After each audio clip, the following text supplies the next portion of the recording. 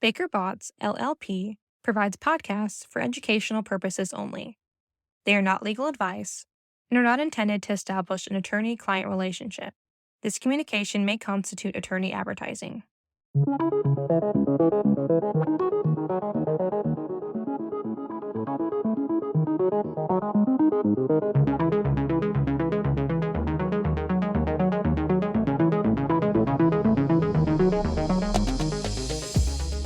Welcome to AI Council Code. The AI Council Code is here to keep you up to date on all the AI legal issues arising in the modern business frontier. I'm Maggie Welsh. I'm a partner at Baker Botts and co-chair of the AI practice team. With an engineering background and industry knowledge, I have focused my career on AI and intellectual property issues in the evolving tech sector.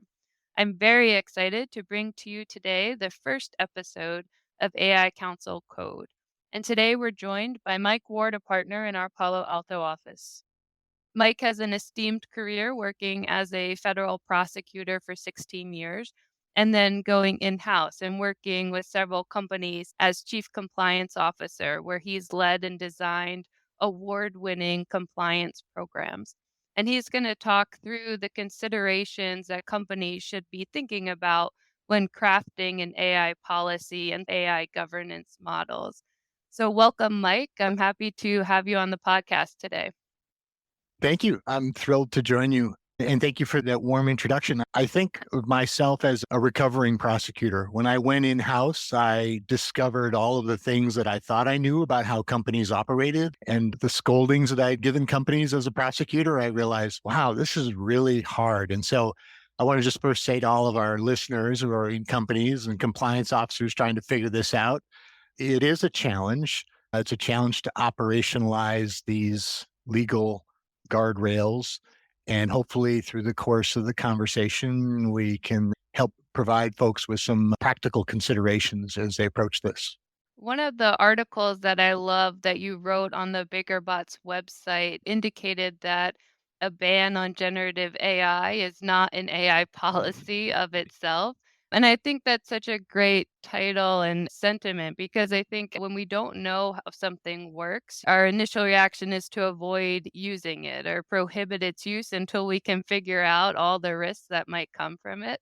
So explain to me what you meant by that. Why is an employee ban on AI maybe not the best course of action for a company to take? I do feel really strongly about this. And I think part of my perspective on this is that when I was chief compliance officer at one of my last tech companies, I was also the chief risk officer. So I had responsibility for enterprise risks as well. And when you have a holistic view of the company's risks, you realize that as much as we in the legal profession and compliance officers, in-house counsel, focus as we must, it's our job to focus on the legal risks, there are many risks of greater magnitude than the legal risks that face the company. And I think that AI is one of those risks. GCs are always challenged with being strategic advisors, and this is an area where they need to take, I think, a more strategic approach. The temptation, as you said, is to just say no. Let's not do anything until we figure out what the risks are going to be. And one dimension is oh, the laws seem to be changing really quickly. We don't know what our obligations are going to be yet. The law is changing so rapidly. Let's wait until the law settles before we can figure this out. And the reality is the law is never settled anyways.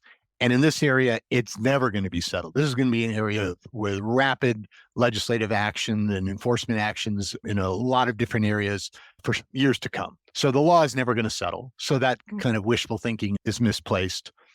And the reality is for this particular risk area, that's way too late. You can't wait years to figure out what your strategy is going to be for implementing AI. Your competitors are going to have a huge head start in gaining experience in implementing these tools and adopting them as part of the business model. And you will just be giving them this sustainable, durable, competitive advantage that will be very difficult to catch up. So this is an area where we need to think a little bit more flexibly, I think, about the legal risk. We don't know where the law is going to settle. We don't know where it's going to settle even in the next couple of months.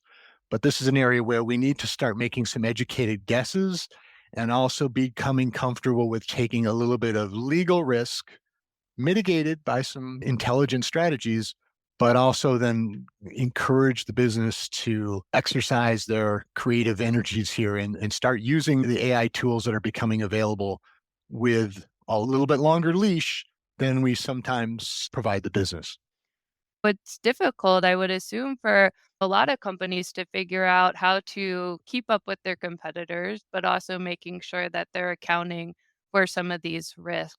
So, what's the first step that you would recommend for a company when trying to figure out how they're going to start their AI use policy, their governance model? I think the first step in any kind of problem like this is to get some situational awareness. And what we tend to call this in the compliance field is a risk assessment. But you shouldn't really get too caught up in the term that's applied to it. But you do need to get your arms around what are the current and likely proposed, or what will be coming down as proposed uses of AI in your business.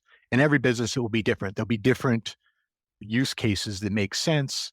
There'll be different inputs to your business where you're probably already using AI and you don't know it. I think a lot of people say, we're going to adopt one of those just say no policies because it's not relevant to our business. But if you pay attention to marketing at all, you'll see that every company that's offering any service, your lawnmower, probably they're pitching that they've got AI embedded in the lawnmower. So if you're buying networking systems, your firewall that you're employing at your company, your HR teams are almost certainly using AI. This is something that is in your business, whether you wanted or intended it to happen or not. And so what I think of is you need a multidisciplinary team, not just the risk gatekeepers like compliance and internal audit and people who are used to saying no. You need to have the people on the business side who are seeing the potential and the value of the AI. And you need to form that kind of a group that can collectively get their arms around what uses are potentially and currently being used.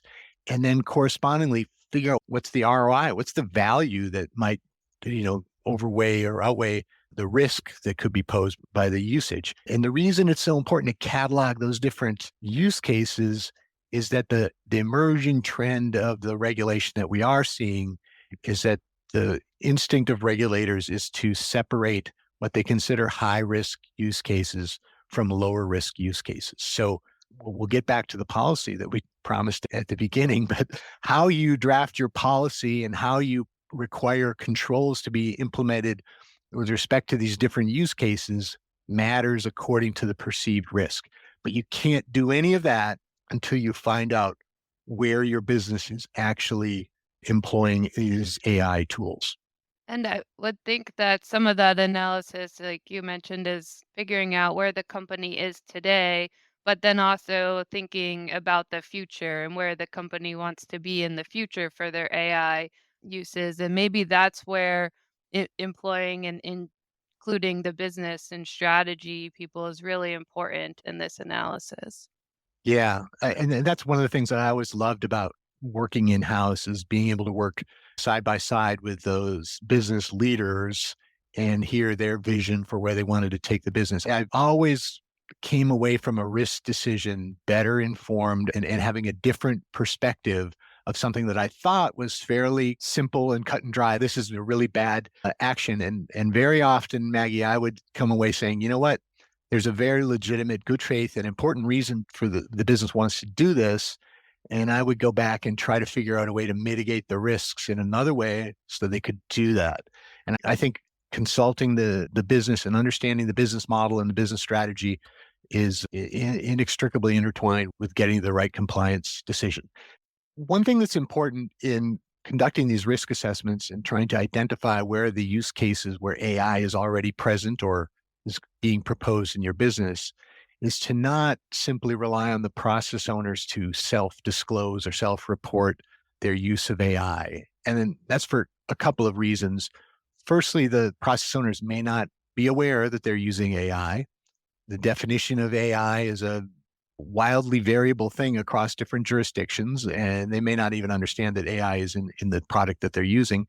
And then secondarily, they may not want to volunteer that they're using AI. So it requires a bit of proactive effort to go out and look where the AI is most likely to be used. We all know where those are. There's a lot of marketing and HR applications, but it's really growing, and it just requires a proactive effort to determine whether the AI is present in your business. I think that's a great point, Mike. And so you mentioned marketing and HR. Are those the main areas that you would recommend people target first for looking at where AI might be used? I think that those are two of the internal functions where it's being used most frequently. And we've seen enforcement actions, in particular in the HR and the talent acquisition area, where they're sorting or engaging in age discrimination or sex discrimination in an automated program. But I wouldn't say that's one of the primary risk areas. I think what's really a critical risk is the integration of some AI content into your product, and you haven't protected yourself in your procurement, whether it's indirect or direct procurement operations, identifying and doing some due diligence on the rights that the product vendor who's selling to you has to the content that they've trained their model on is one of the more emerging risks. We've seen just recently that there've been a lot of lawsuits against certain providers because of concerns about whether they had the rights to train their model on the content. So I think that's something it's a critical due diligence issue that maybe it's a risk that your company wants to take, but maybe it's one that you want to protect against. And so this is all part of the procurement due diligence process, is identifying the nature of the product that you're integrating into your solutions. Yeah, that's a great point, and I'd love to have you back on the podcast. We can talk about questions to ask vendors when you're looking at AI that a vendor might be providing. I think that's a whole nother question that a lot of companies are faced with today as well. Yeah, let me make a plug for our website. A lot of the team that you described at the beginning have been writing a lot of articles, sharing a lot of practical considerations on a lot of issues just like this. So I would encourage the listeners to check out the website. And there's a wide range of articles on different practical issues just like this that they can consult at their own leisure. Mike, to get back to the question of an AI use policy and AI governance, after you've done your risk assessment and you figured out how the company is using AI and might want to use AI in the future, what tips do you have for the listeners in drafting the AI policy, drafting their governance model? Yeah, now when you lift up your pen to start writing the policy, you've got a much better idea of what controls are going to be needed because of your use cases. You'll also have a better idea of your organizational risk appetite because you'll have a better understanding of how essential one or more AI tools are to your business model. And you won't unintentionally impose controls on your AI implementations that you either can't enforce or can't live by. I think all of our listeners who are in this space know that the last thing you want to do is draft a policy that you can't follow, because creating a record or track record of an evidentiary trail of you not following your own policies is worse than not adopting that policy in the first place. So this way, now that we have a more informed or a better base of knowledge, we can write a policy that actually makes sense for our business, isn't unnecessarily restrictive in our opportunities, and implements controls that are more tailored to how we want to use the tool. Another high level thing that you want to do in the policy is set up this governance structure, which, going back to the beginning, you don't want this administered just by the legal department. This should be a multidisciplinary committee of folks who are both the proponents and users and understand the value of the AI, as well as the risk owners. The specific controls we talked about, like procurement, screening, those could be included in your policy. And then I think you also need to consider whether or not you need to have a third party assurance program as part of your implementation. If you have a B2C business model where your AI is actually going to be customer facing, this is a particular concern where you will likely have to think about providing some transparency to the users about how you're using AI or what the AI usage is in your products or services, and providing some assurance that the tool is reliable, free from bias, and the other impairments that could be of concern to the end user. I think you should think about how you're going to test these controls, and you could think about putting that into the policy as well. I think that would position companies for more success. They can attack the strategic opportunities that AI presents while balancing their risk mitigation strategies. Back to the beginning of the Nancy Reagan strategy, if you instead just start telling your employees, you can't use this, you risk competitors getting ahead of you. And you also, I think, discourage your employees. Employees want to use AI as well.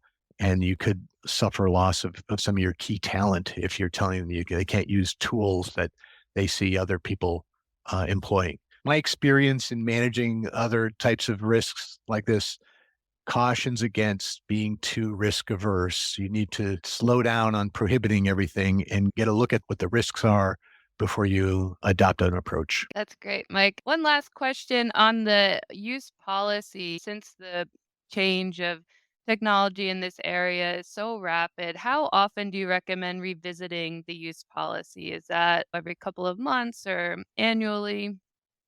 That's such a great question because I often see companies with respect to other policies ignoring them for several years until some event instigates a change in the policy. And that, of course, is not good. I always advocate that companies should take a look at policies. The policy owner, as part of their responsibility, should be required to review the policy and identify any necessary changes.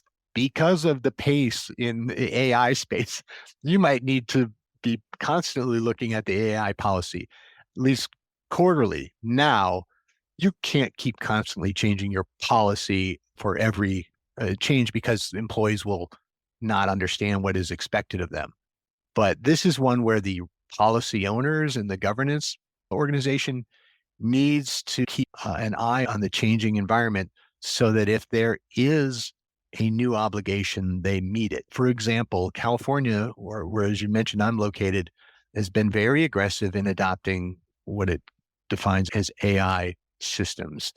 And if you have adopted a system, for example, to screen resumes and you're governed by the state of California, you should know that the state is approaching those issues very aggressively. And if your policy that you just adopted doesn't have an approach that mitigates those risks, you probably need to update that and do some more employee education as soon as possible. Great. Yeah, great points. And maybe it's a case by case basis and very specific to the companies thinking about when they do need to look at the policies. So, all great points. Thank you, Mike, very much for joining us today and providing your insight. We really appreciate it. No, I really enjoyed it. Thank you. Thank you again for listening to the AI Council Code. We are happy that you joined us today and stay tuned for additional podcasts and more insights on AI.